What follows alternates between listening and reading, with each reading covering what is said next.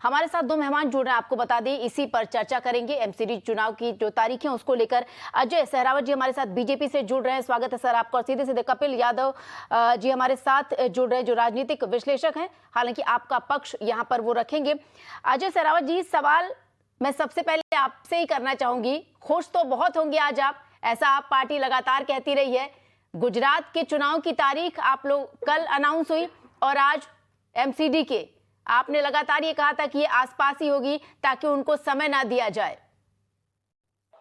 देखिए, इस तरह के एलिगेशन वही लगाता है या तो जो मन से हार चुका हो या तो जिसे चुनाव में अपना कुछ नजर नहीं आ रहा हो। गुजरात में जाकर के बड़े बड़े दावे किए थे अरविंद केजरीवाल ने, और बड़े बड़े स्टेटमेंट्स वहां पर दिया करते थे, लेकिन फाइनली जब उन्हें दिखा वहां कुछ नहीं है तो नोट पर वो लक्ष्मी जी और गणेश जी की फोटो लेकर के आ गए थे। तो ये दिखाता है कि किस तरीके से गुजरात में उनका ग्राउंड जीरो हो चुका है, वहां पर उनकी सीटें जीरो हैं। और रही बात एमसीडी की, तो चुनाव अवेटेड था क्योंकि सारे लीगल प्रोसेस में पार्ट चल रहा था, और जैसे ही इलेक्शन कमीशन तय करेगा हम उस चीज के लिए तैयार हैं। और भाजपा कोई आज नहीं चुनाव के लिए तैयार है। भाजपा बहुत सालों से हर बार हर चुनाव के लिए, चाहे वो निगम चुनाव हो, चाहे पंचायत चुनाव हो, चाहे लोकसभा चुनाव हो, चाहे विधानसभा चुनाव हो, हम हमेशा हर चुनाव के लिए तैयार हैं। स्टेट कोई भी हो, हम इलेक्शन रेडी रहते हैं। तो केजरीवाल जी कम से कम हमें तो ना टोके। हाँ, उनकी घबराहट इसमें साफ विजिबल है कि जब वो एलिगेशन कराने लगते हैं। अगर उन्हें कॉन्फिडेंस है तो आइए चुनाव में देखते हैं।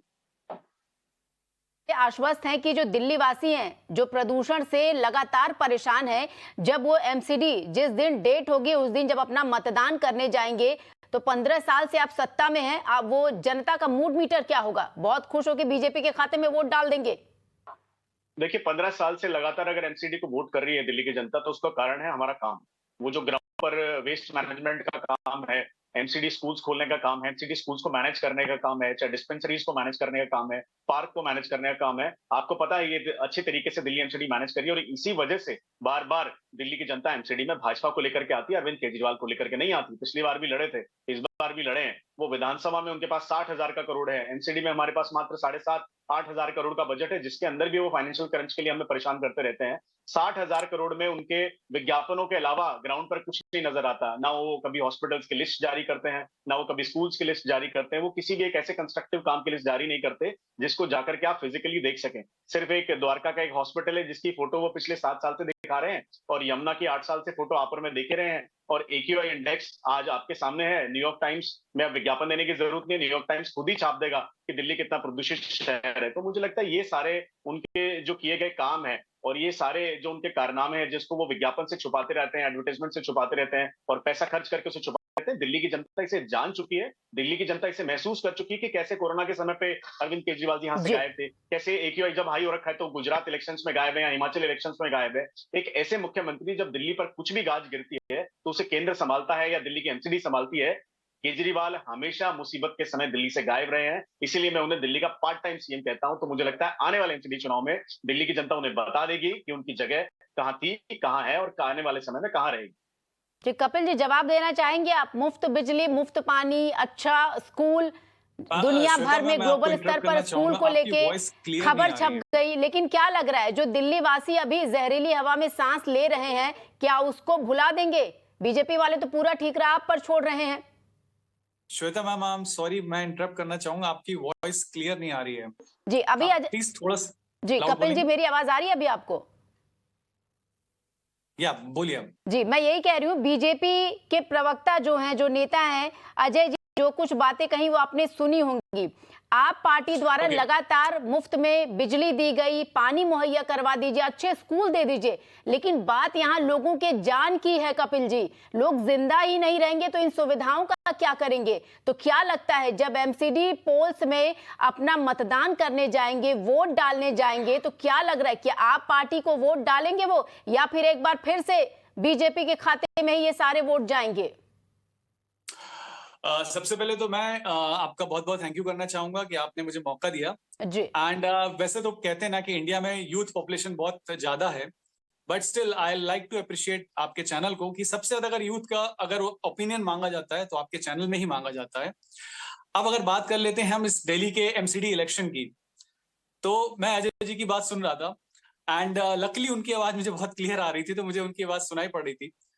अजय सर, मैं सिर्फ एक छोटी सी बात आपसे कहना चाहूंगा। I am a common man, मैं एक इंडियन सिटीजन हूँ, और वैसे तो कहते हैं कि इंडियन सिटीजन के पास पावर बहुत कम होती है, लेकिन एक पावर बहुत ज्यादा होती है, and that is for deciding कि कौन उसको रूल करेगा, कौन सी पार्टी आएगी, कौन पार्टी जीतेगी और कौन सारी सरकार चलाएगी।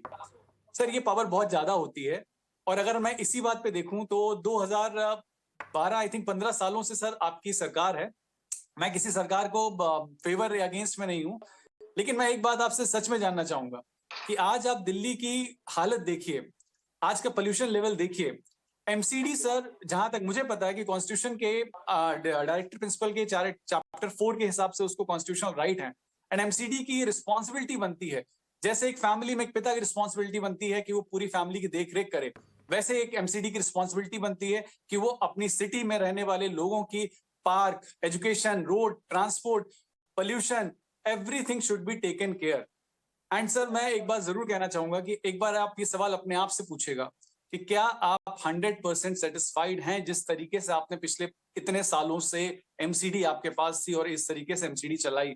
क्या आज हमारे दिल्ली के पोल्यूशन की प्रॉब्लम सॉल्व हो गई? नहीं। पोल्यूशन सर कहने के लिए एक बहुत छोटा सा वर्ड है, लेकिन आप अगर देखें, आप उसकी अगर डेप्थ में जाए ना, तो आपको समझ में आएगा कि दिल्ली के सिटीजन्स के लिए पोल्यूशन से ज्यादा इंपॉर्टेंट इस समय कुछ नहीं है, क्योंकि ये सारी चीजें इंपैक्ट करता है सर। ये एजुकेशन इंपैक्ट करता है कि अगर पोल्यूशन हाई होता है तो बच्चे स्कूल नहीं जा पाते हैं। ये हेल्थ इंपैक्ट करता है सर, जो हम लोग पार्क में सुबह जाने के लिए, टहलने के लिए बोला जाता था, हमारे ओल्ड एज, हमारे यंग, वो पार्क में नहीं टहल पाते हैं सर, क्योंकि इतना ज्यादा पोल्यूशन है।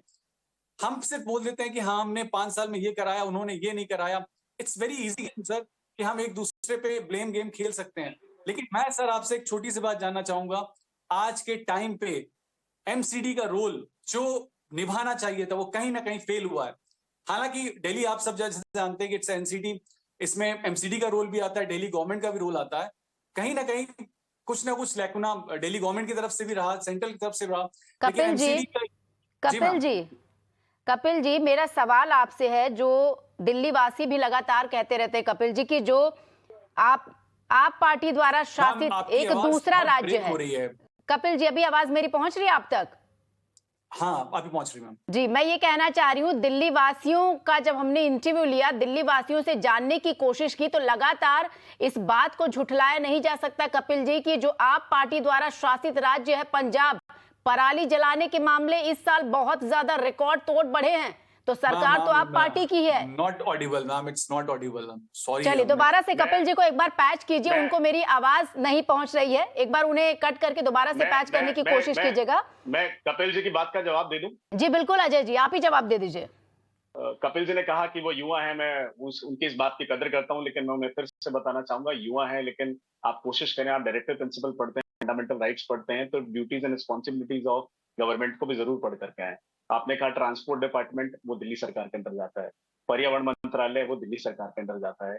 एमसीडी के पास सिर्फ ग्राउंड मैनेजमेंट पर जो वेस्ट मैनेजमेंट होती है वो डिपार्टमेंट हमारे अंडर आता है। और एमसीडी की जो रोड्स होती हैं वो भी डिफरेंट और सेपरेट होती है, पतली गलियां होती हैं। जो चौड़े रोड जहां पर पोर्टल्स आपको दिखाई दे रहे हैं वो भी केजरीवाल जी की सरकार के नीचे आता है। 1200 करोड़ का जो एनजीटी का टैक्स ट्रक वालों से वसूल करते हैं, वो केजरीवाल जी वसूल करते हैं। ग्रीन टैक्स की घोषणा विधानसभा में केजरीवाल जी करते हैं। 65,000 करोड़ का बजट केजरीवाल जी की सरकार का है भाई, एमसीडी का नहीं है। तो मेरी आपसे गुजारिश है, आप युवा हैं, आप एक्साइटेड हैं देश के लिए काम करने के लिए, लेकिन मुझे लगता है बेटर अवेयर युवा ज्यादा बेहतर काम कर पाएगा ग्राउंड पर, क्योंकि आपको अवेयर रहना पड़ेगा कि आप किस पर इल्जाम लगा रहे हैं, तो उसके काम क्या है।